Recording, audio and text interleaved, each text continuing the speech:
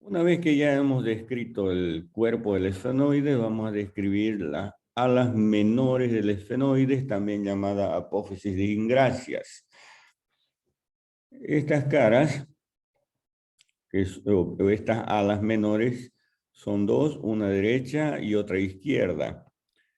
¿Qué presentan para su estudio? Presentan una cara superior, una cara inferior,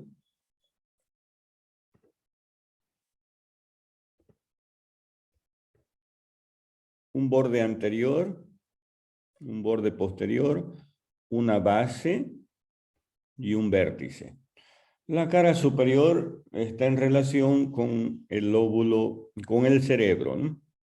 La cara inferior va a formar parte de este orificio que vemos aquí, es el orificio o hendidura esfenoidal o fisura orbitaria superior. Va a presentar un borde anterior que se va a articular con el hueso frontal y un borde posterior que no es articular, es libre, de borde posterior. Un vértice que es externo y una base que es interna. Y en la base encontramos el orificio del conducto óptico para el nervio óptico y arteria oftálmica. A su vez, forma parte también, a nivel de las bases, las apófisis clinoides anteriores. Las alas mayores, veamos las alas mayores. Las alas mayores también son en número de dos, una derecha y otra izquierda. Presentan para su estudio una porción o cara endocraneal y otra cara exocraneal. También podemos decir que la cara exocraneal, ya describiendo la cara exocraneal, está dividida por este borde o por esta cresta. Es la cresta malar, que sirve para articularse con el hueso malar. Está dividida esta cara exocraneal en una porción orbitaria y en una porción temporocigomática. La porción orbitaria forma parte de las fosas orbitarias, de la pared lateral de las fosas orbitarias. Y la porción temporocigomática, que está dividida por una cresta en fosa temporal por arriba y fosa cigomática por abajo. Ya la cara endocraneal de las alas mayores del esfenoide es cóncava y sirve para alojar al lóbulo esfenoidal del cerebro. ¿Y cuáles son los bordes de las alas mayores? Ya hemos nombrado uno de ellos, el borde anterior, que también se llama cresta malar para el hueso malar, articularse con el hueso malar. También tiene otro borde, que es el borde externo. El borde externo. El borde externo sirve para articularse con el hueso temporal. El hueso temporal. Y tiene un borde interno. Borde interno. ¿Qué es lo característico del borde interno de las alas mayores del esfenoide? Que presenta una serie de orificios. De adelante hacia atrás encontramos la fisura orbitaria superior o hendidura esfenoidal, que sirve para dar paso al nervio nasal lagrimal y frontal, que son ramas del oftálmico, al nervio oftálmico, al nervio motor ocular común, que es el tercer par craneal, al nervio patético, que es el cuarto par, al nervio motor ocular externo, el sexto par o abducen, a la vena oftálmica y a la raíz simpática del ganglio oftálmico. Un poco más posterior de esta fisura, encontramos otro orificio de forma esférica. Es el orificio o agujero redondo mayor, que sirve para dar paso al nervio maxilar. El nervio maxilar forma parte del trigémino. Ya por detrás por detrás del agujero redondo menor, o perdón, del agujero redondo mayor o agujero redondo, vamos a encontrar un orificio de forma oval, lo vemos en el lado izquierdo, ovalado, ¿no? Es el agujero oval para dar paso al nervio mandibular. Aquí está el agujero oval. ¿Ya? Agujero redondo, fisura orbitaria superior, agujero redondo mayor, agujero oval, y más por detrás encontramos otro pequeño orificio. Es el agujero redondo menor o orificio o agujero espinoso, que sirve para dar paso a la arteria y vena meningea media. Algunas veces en la parte interna del agujero oval se encuentra el agujero besalio para dar paso a una pequeña vena. Y por detrás de este agujero oval también a veces se encuentra el foramen petroso o innominado de Arnold para dar paso al nervio petroso menor. Muy bien, esas alas mayores, pero algo importante de las alas mayores, que en la unión del borde interno de las alas mayores con el borde externo o borde lateral, encontramos una espina, es la espina del esfenoides, que sirve para insertar al ligamento pterigoespinoso y al ligamento esfenomaxilar. Entonces, la espina del esfenoides.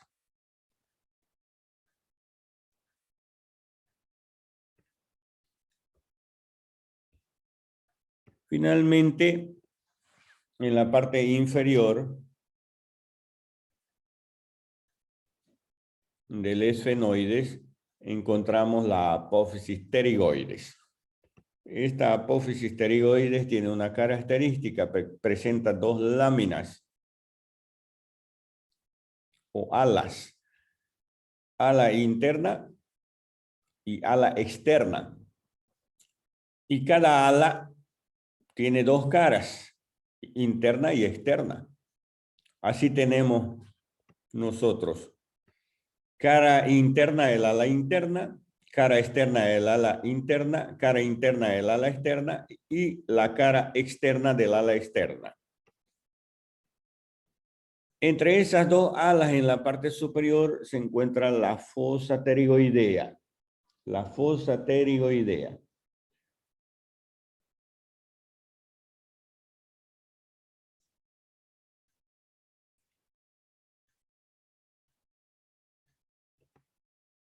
En la lámina lateral, vamos a ver aquí.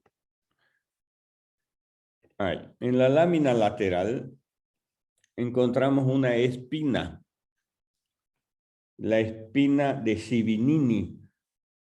Esta espina de Sibinini o apófisis pterigoespinosa de Sibinini inserta un ligamento, al ligamento pterigoespinoso de Sibinini, que viene de aquí, desde esta espina de Sibinini hasta la espina del esfenoide. Por eso se llama ligamento pterigoespinoso de Sibinini.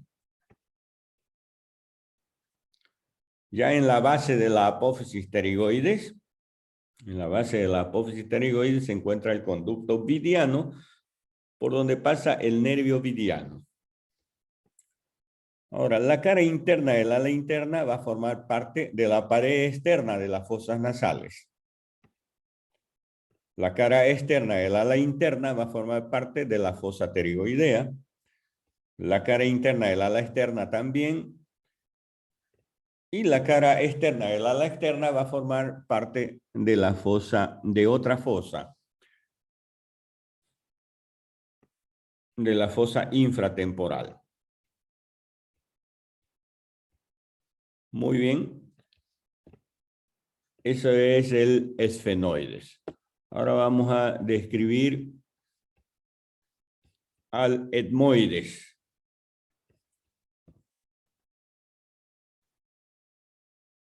Al etmoides.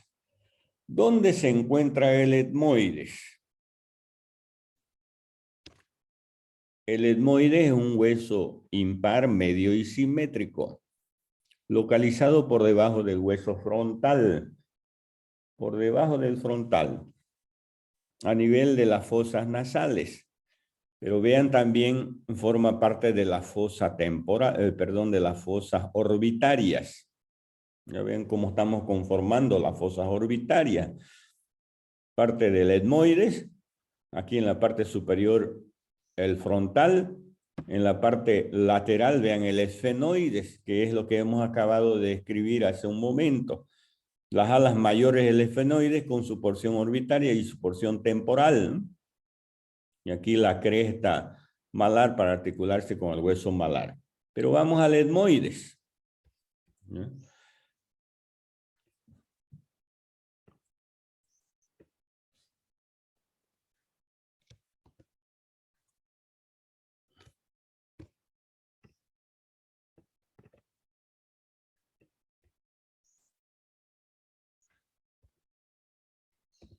Ahí vemos al etmoides. Vean ustedes en el interior de las fosas nasales. Ahí está el etmoides. ¿Ya? Entonces ya tienen una idea de dónde nosotros podemos localizar al etmoides. ¿Ya? Formando parte de las fosas orbitarias, formando parte de las fosas nasales, como ven ustedes también. ¿Ya? Entonces, aquí en la parte media vamos a encontrar la lámina perpendicular del etmoides, como vamos a ver dentro de un momento, y las masas laterales del etmoides. Cuando yo les diga, miren, las masas laterales, las caras internas de las masas laterales forman parte de las fosas nasales. Y la cara externa de las masas laterales forman parte de las fosas orbitarias. Ya les muestro este dibujo ahí para que ustedes sepan que están formando parte de ambas fosas. Ahora vamos a separar el etmoides. Ahí ya lo tenemos separado.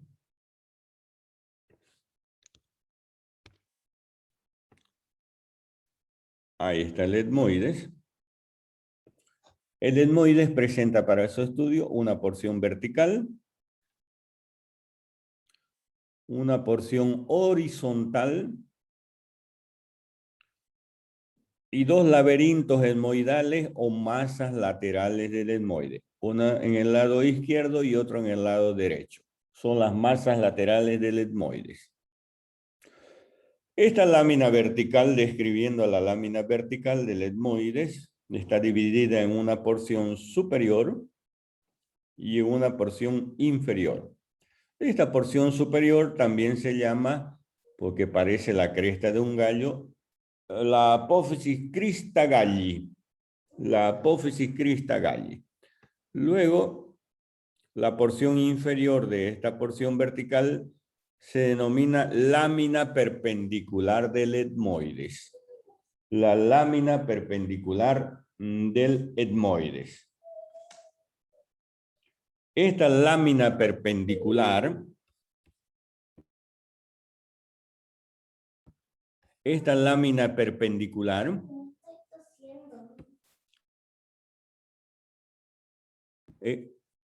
lámina perpendicular del etmoides, aquí la vemos, las caras laterales de esta lámina va a formar parte de la pared interna de las fosas nasales.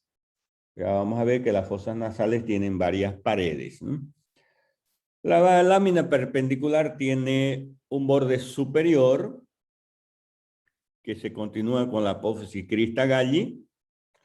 Tienen bordes inferiores, los bordes inferiores que se articulan con el tabique nasal. Tiene un borde anterior, este borde anterior que se articula con la espina nasal del frontal. Y tiene un borde posterior, veamos el borde posterior. Aquí el borde posterior de la lámina perpendicular que se articula con el vómer y con la cresta del esfenoides. Muy bien. Esa es la porción vertical. Ahora vamos a la porción horizontal. La porción horizontal tiene una cara superior y veamos, ese de ahí del fondo es la cara inferior. Cara inferior de la porción horizontal y ahí está, la cara superior de la porción horizontal.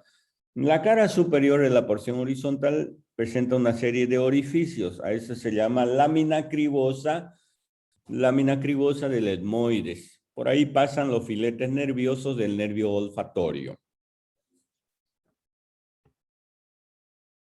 La cara inferior de esta porción horizontal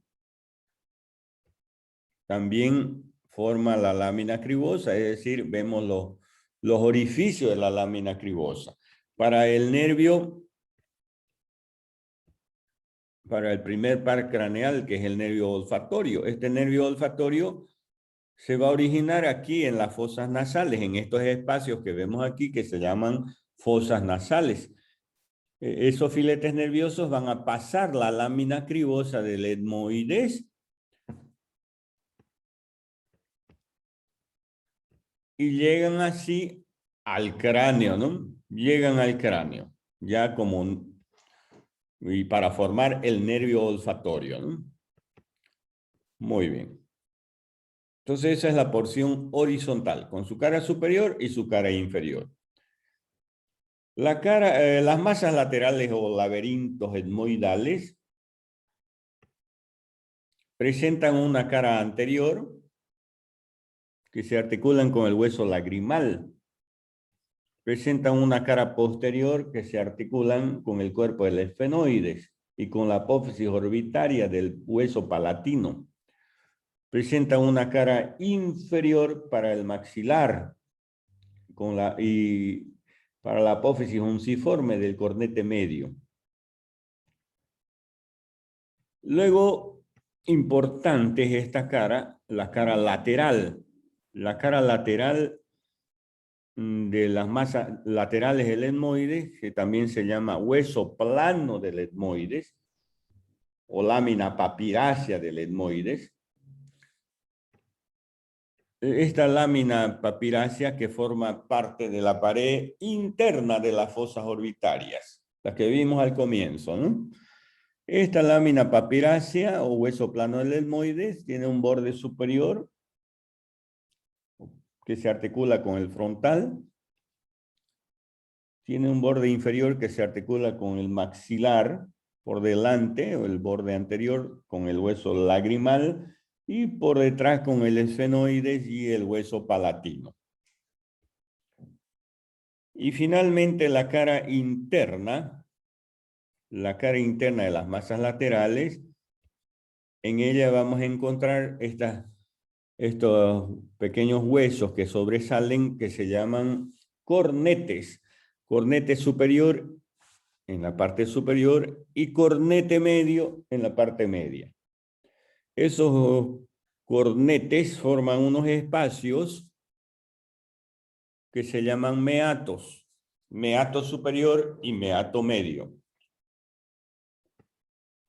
Y estas caras mediales o caras internas de estas masas laterales forman la pared externa de las fosas nasales. Aquí vemos la parte lateral de las masas laterales, el hueso plano del etmoides. Y aquí la parte posterior, ¿no? La parte posterior de las masas laterales del etmoide. Muy bien. Con esto hemos terminado el hueso etmoides. Entonces ahí lo tenemos al hueso temporal, con su porción escamosa, su porción mastoidea, su porción timpánica y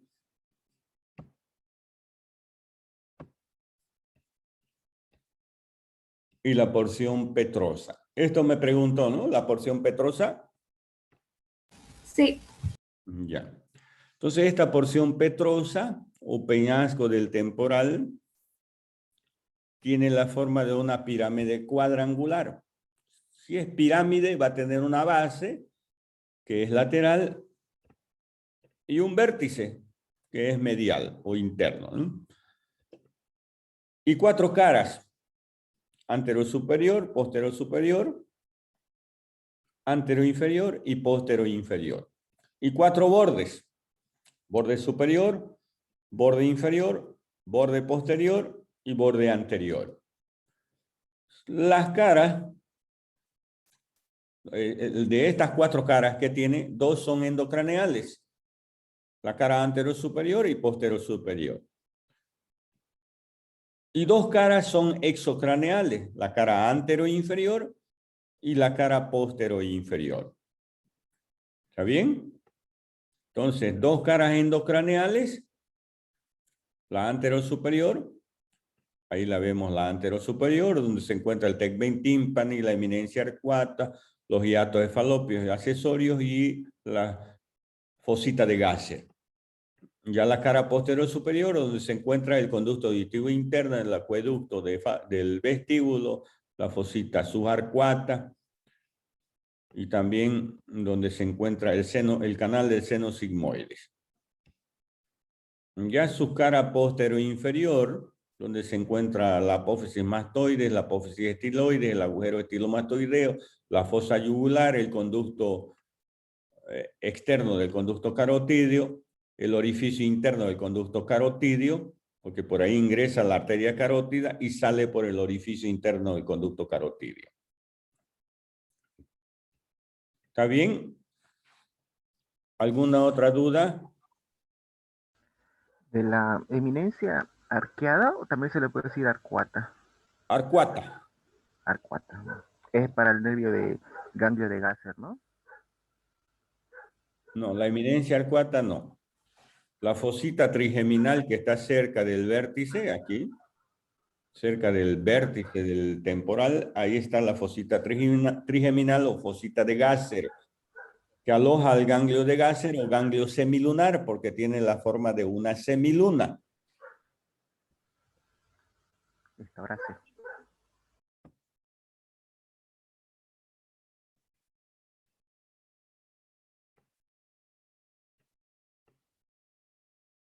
Ahí va a estar el ganglio semilunar, que es un ganglio es un ganglio que forma parte del nervio trigémino. ¿Ya? El nervio trigémino viene por aquí, por el borde superior, termina formando el ganglio de Gasser y de ahí sale el nervio maxilar, el nervio oftálmico, el nervio maxilar y el nervio mandibular. Y el nervio oftálmico se introduce a la fisura orbitaria superior para llegar al globo ocular. El nervio maxilar sale por el agujero redondo mayor y el nervio mandibular sale por el agujero oval del cráneo. ¿Está bien?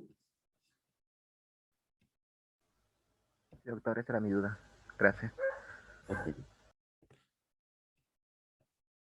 ¿Alguna otra duda?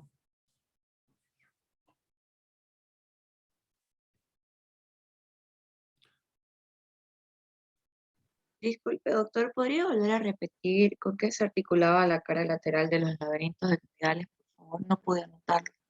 Perdón, no entendí. Es que usted dio de las caras laterales del laberinto etmoidal con qué se articulaba superior, anterior e inferior, y eso no lo pude anotar. ¿Lo podría volver a repetir, por favor? Pero claro.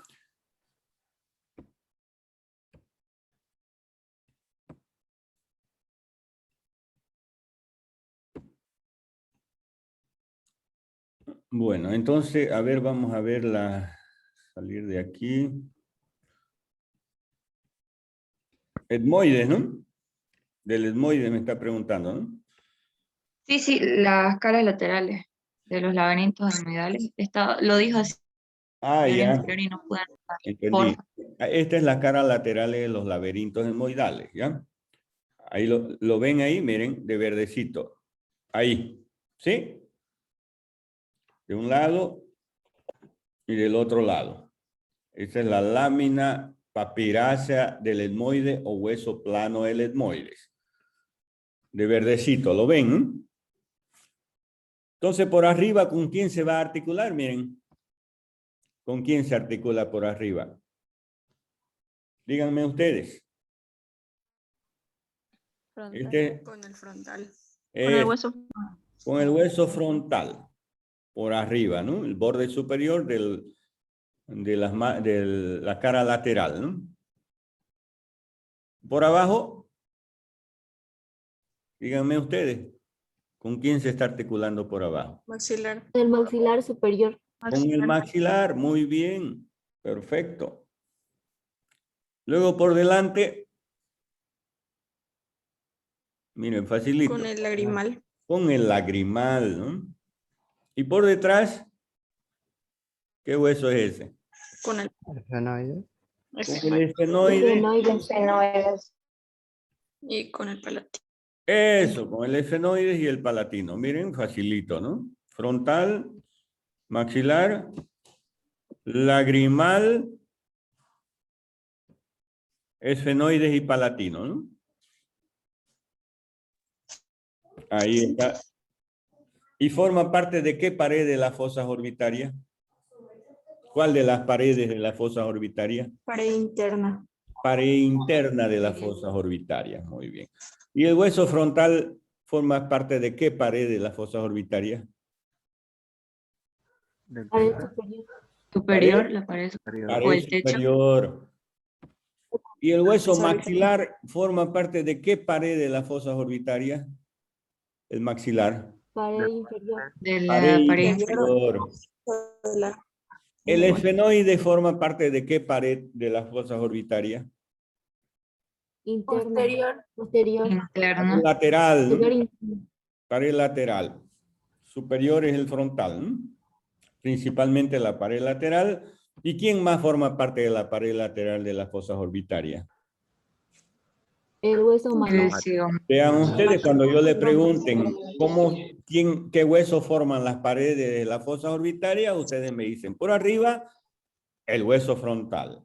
Por abajo, el hueso maxilar, con el canal suborbitario. Por dentro, ahí ya vemos, ¿no? Por dentro también es el maxilar, es el lagrimal, es el hueso plano del etmoide, es el esfenoides, ¿no es cierto? Miren ustedes, de adelante hacia atrás. Y por fuera, el esfenoides también y el hueso malar. Miren, facilito, ¿no?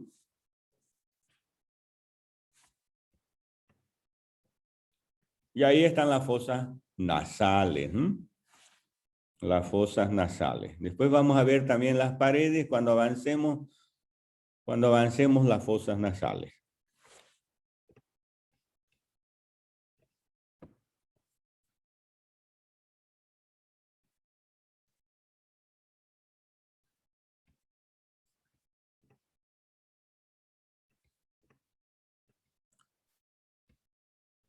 Quería mostrarles aquí. Vean, he ocultado el hueso temporal, ¿no? ¿Correcto? Pero ¿qué es lo que, perdón, qué es lo que vemos en el interior? No sé si ven esta partecita de aquí.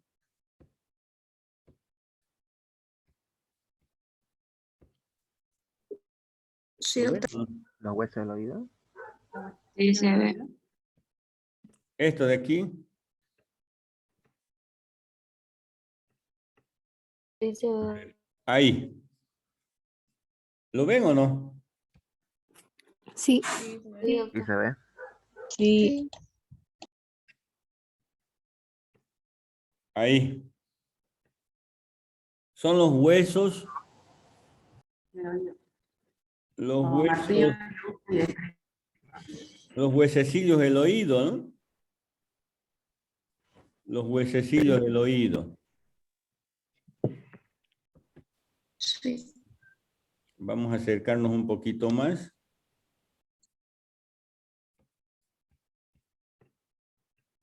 Si da para acercarse ahí. Ahí. Ahí lo ven mejor, ¿no? Ese es el martillo. Ese es el yunque y ese es el estribo. El martillo que tiene una cabeza y una apófisis. Miren. Dos apófisis lateral.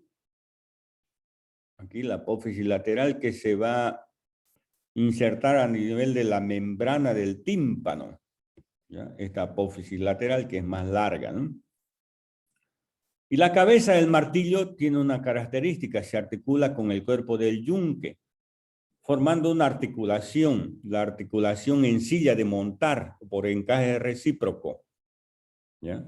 Entonces, ese es el yunque. Este es el cuerpo del yunque, articulándose con la cabeza del martillo, formando la articulación en silla de montar. Aquí están sus ramas también del yunque. Una de las ramas, esta rama más larga, se articula ¿con qué hueso? Con el estribo. ¿Ya? Entonces, vean ustedes, martillo se articula con el yunque y el yunque se articula con el estribo. El estribo tiene dos raíces o dos ramas y van a formar esta apófisis, la apófisis lenticular. ¿Ya? Algunos anatomistas consideran la apófisis lenticular como un hueso aparte. Por eso, si nosotros decimos yunque, martillo y estribo son 3 huesos. 3 y 3 son 6 huesos. Pero si nosotros consideramos a la apófisis lenticular como un hueso aparte, entonces vamos a sumar 2 huesos más, ¿no es cierto? Nosotros hemos dicho que hay 206 huesos. Pero si sumamos 2 huesos más, uno en el oído izquierdo y otro en el derecho, vamos a decir, hay 208 huesos, ¿correcto? Por eso en algunos libros van a encontrar 208 huesos. O 210 huesos. Porque algunos consideran los huesos sesamoideos del dedo gordo del pie. ¿Ya? Entonces 210 huesos. Y hay 2 huesos sesamoideos constantes y hay otros 2 inconstantes. Si suman esos 2 también, algunos libros van a decir 212 huesos.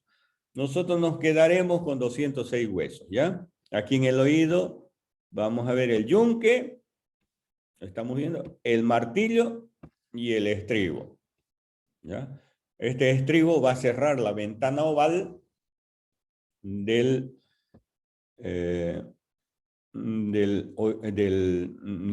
tímpano. El tímpano tiene una pared medial, es decir, el oído interno o caja timpánica, una pared medial que se comunica con el laberinto o con el oído interno. Hay 2 ventanas, ventana oval y ventana redonda. Esta ventana oval está siendo tapada prácticamente por esta apófisis lenticular. ¿Ya? Cuando tapa, aumenta la presión del oído interno. Y cuando prácticamente deja de ocluir, deja de tapar prácticamente el hueso lenticular a la ventana oval, entonces disminuye la presión. Y eso es gracias a los músculos, al músculo del martillo y al músculo del estribo, porque estos huesecillos se están moviendo continuamente para colocar tensa la membrana del tímpano y disminuir la presión del laberinto. ¿Ya? Esas son las funciones que tienen estos huesecillos, ¿ya? Es decir, la voz, el timbre de la voz o el sonido ingresa por el conducto auditivo externo porque por ahí pasa una columna de aire. Con la columna de aire va a ir a la membrana del tímpano, la hace vibrar y hace vibrar a la cadena de huesecillos y a los músculos. De tal manera que ese sonido va a llegar a nivel del caracol, al oído interno, a través de esta cadena de huesecillos. Y ya a través de los nervios, al nervio coclear, va a llegar a nivel del sistema nervioso, ¿no? Para eso sirven estas cadenas de huesecillos. ¿Ok? Sí, doctor. Muy bien. ¿Alguna otra pregunta?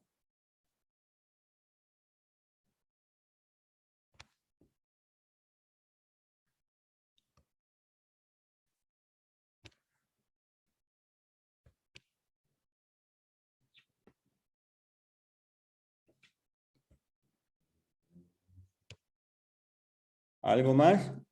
Doctor, una sugerencia, al Sugiera. programa Buen día. Al programa La Reunión podría desactivar la sala de espera, ya que ahorita nos quedamos como 6 personas esperando a que nos acepte. Y si lo desactiva, podríamos entrar todos los que tengamos el link. ¿Y cómo se Para que no desactiva estemos eso? Ya me van a enseñar. Sugiera y enseñe. Al programa La Reunión, ahí abajito dice desactivar sala de espera. Ah, ya, Y para ahí que pueden ingresen, ¿no? ingresar. Sin que yo les... Porque yo me distraigo. Estoy avanzando y está un montón ahí esperando que uno los hace.